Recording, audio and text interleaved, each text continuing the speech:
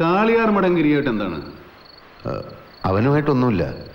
മൂപ്പിൽ കുഞ്ഞമ്പ് നായർ. പുള്ളിക്കാരനുമായിട്ട് എന്താ ബന്ധം?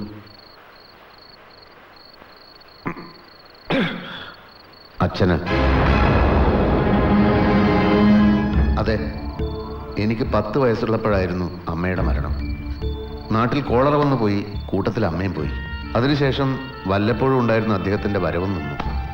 ഒരു ദിവസം താമസിച്ചുകൊണ്ടിരുന്ന വീട്ടിൽ നിന്ന് ആരൊക്കെയോ വന്ന് എന്നെ പിടിച്ച് പുറത്താക്കി. കേരളശ്ശേരി അങ്ങാടിയിൽ തെണ്ടിത്തിരിഞ്ഞ് നടക്കുമ്പോഴാണ് ആരോ പറഞ്ഞത്, ചിറ്റൂര് പോടാ, പോയി അച്ഛൻ കുഞ്ഞമ്പ് നായരെ കാണാന്ന്. ചിറ്റൂരെത്തി. കാളിയാർ മടക്കാരുടെ കളത്തിൽ ചെന്ന് മൂപ്പരെ കണ്ടു.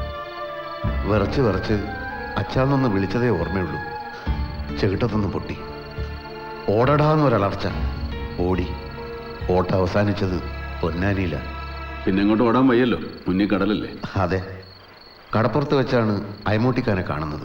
കൂടെ വരാൻ പറഞ്ഞു. മൂപ്പര വീട്ടിൽ താമസം, വയറ് നിറയെ ആഹാരം.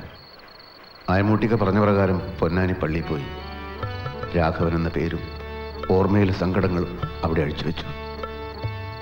ആലി എന്ന 2ാം ജന്മം അവിടെ തുടങ്ങി.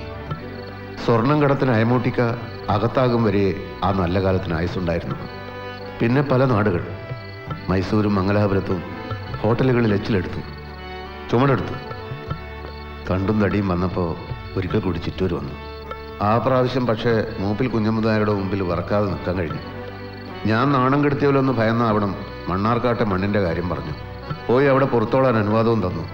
പടുമുള മുളയ്ക്കാത്ത പാറമണ്ണിൽ കൃഷി നടത്തി ജീവിച്ചു പോരുമായിരുന്നു.